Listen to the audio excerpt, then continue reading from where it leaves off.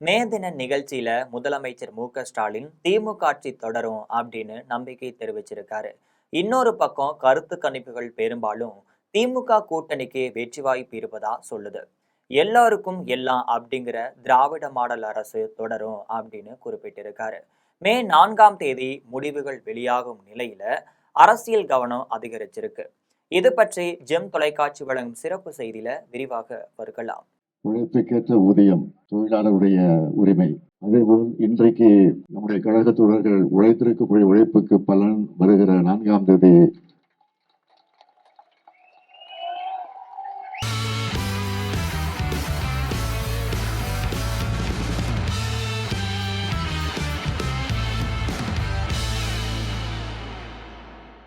மே தினத்தையொட்டி உழைப்பாளர் சின்னத்துல சிவப்பு நிற ஆடை அணிந்து கொண்டு முதல்வர் மு.க. ஸ்டாலின் மலர் வளையம் வைத்து மரியாதையும் செலுத்துறாரு.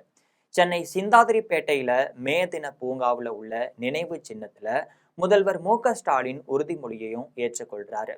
இது குறித்து என்ன சொல்றாருன்னா, வரும் மே 4ஆம் தேதி திமுக தொண்டர்களின் உழைப்பிற்கு பலன் கிடைக்கும், வெற்றி உறுதி என்பதை கருத்து கணிப்புகளை வச்சு சொல்லல, களத்தை பார்த்ததால சொல்றேன் அப்படின்னு சொல்றாரு. தமிழகத்துல திரும்பவும் திமுக ஆட்சியை தொடரும்னு குறிப்பிடுறாரு. எல்லோருக்கும் எல்லாம் அப்படிங்கிற கோட்பாடுடன் திராவிட மாடல் அரசு மீண்டும் தொடரும். இந்த உழைப்பாளர் சிலையை நிறுவியவர் முன்னாள் முதல்வர் கருணாநிதி. மே 1ஆம் தேதி உழைக்கும் வர்க்கத்திற்கும் விடுமுறை வாங்கி தந்தவர் அண்ணா. அதற்கு உறுதுணையாக இருந்தவர் கருணாநிதி இப்படின்னு சொல்றாரு. உழைப்பாளர் தினம் மே 1ஆம் தேதி ஆண்டுதோறும் கொண்டாடப்படுது. 1886இல் சிகாகோவில் 8 மணி நேர வேலைக்காக நடத்தப்பட்ட போராட்டத்தின் நினைவாக தான் இந்த தினம் ஒவ்வொரு ஆண்டும் கொண்டாடப்பட்டு வருது.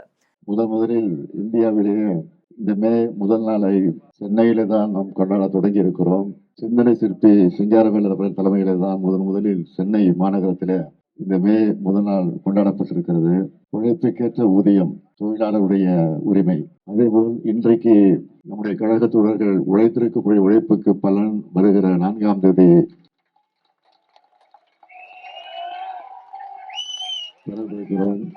அதில் எந்த மாற்றமும் இல்லை, ஒரு துளி அளவு கூட மாற்றம் இல்லை என்பதை கருத்து கணிப்பின் அடிப்படையில் சொல்லுகிறேன் என்று யாரும் கருத வேண்டிய அவசியம் இல்லை. கழகத்துடைய உணர்வை உணர்ந்து கொண்டிருக்கக்கூடிய காரணத்தால் அந்த கருத்தை நான் எடுத்து வைத்திருக்கிறேன், தவிர வேறல்ல. ஆக அதே நேரத்தில் இன்று மே முதல் நாளை இன்றைக்கு தொழிலாளருக்குரிய அந்த மரியாதையை, மதிப்பை, அவருடைய உரிமையை இன்றைக்கு கொண்டாடக்கூடிய வகையில இந்த நாளை கொண்டாடி கொண்டிருக்கிறோம். மே முதல் நாள் பேரறிஞர் அண்ணா அவர்கள் முதலமைச்சராக பொறுப்பேற்றவுடன் விடுமுறையாக அதை அறிவித்து, அரசு விடுமுறையாக அதை அறிவித்து அதை கொண்டாட தொடங்கினார். ஊதியத்தோடு கூடிய விடுமுறையாக மட்டுமல்ல, அந்த விடுமுறை நாளை சட்டமாக்கி தந்தவர் அண்ணாவுக்கு பிறகு முதலமைச்சராக பொறுப்பேற்ற நம்முடைய முத்தமிழறிஞர் தலைவர் கலைஞர் அவர்கள்.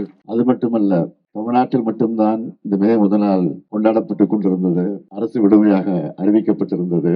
இந்தியா முழுமைக்கும் இந்த விடுமுறை நாளை இந்தியா முழுமைக்கும் கொண்டு வர வேண்டும் என்று தலைவர் கலைஞர் அவர்கள் எடுத்து சொல்லி நாடாளுமன்றத்தில் நம்முடைய உறுப்பினர்கள் எல்லாம் குரல் எழுப்பி பிரதமராக இருந்த வி.பி. சிங் அவர்கள் அதை ஏற்றுக்கொண்டு தமிழ்நாட்டில் மட்டுமல்ல இந்தியா முழுமைக்கும் அரசு விடுமுறையாக, ஊதியத்தோடு கூடிய விடுமுறையாக அறிவித்து அதுவும் இன்றைக்கு கொண்டாடப்பட்டுக் கொண்டிருக்கிறது.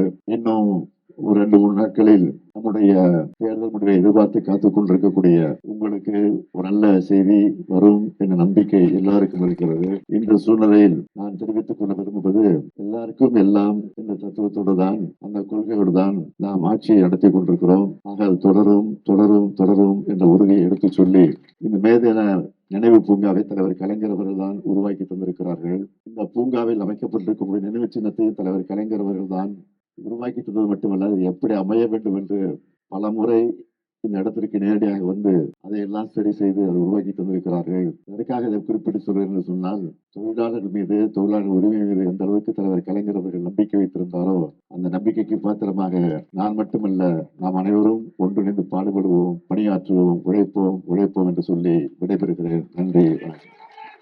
தமிழகத்துல சட்டசபை தேர்தல் கடந்த 23ஆம் தேதி நடைபெற்று இருந்துச்சு. இதற்கான வாக்கு எண்ணிக்கை வர்ற 4ஆம் தேதி நடைபெற இருக்கு. இந்த தேர்தலுக்கு பிந்தைய கருத்து கணிப்பு முடிவுகள் கடந்த 29ஆம் தேதி வெளியாக இருந்துச்சு. அந்த கருத்து கணிப்புகள்ல திமுக கூட்டணியே வென்று ஆட்சியை தொடரும்னு தெரிவிக்கப்பட்டிருந்துச்சு. சில கருத்து கணிப்புகள் தான் அதிமுக ஆட்சி மலரும் அப்படின்னு சொல்லி இருந்துச்சு. இது போன்ற நிறைய அரசியல் செய்திகளை அன்றாடம் தெரிந்து கொள்ள ஜெம் தொலைக்காட்சியுடன் எப்பொழுதும் இணைப்பில் இருங்கள்.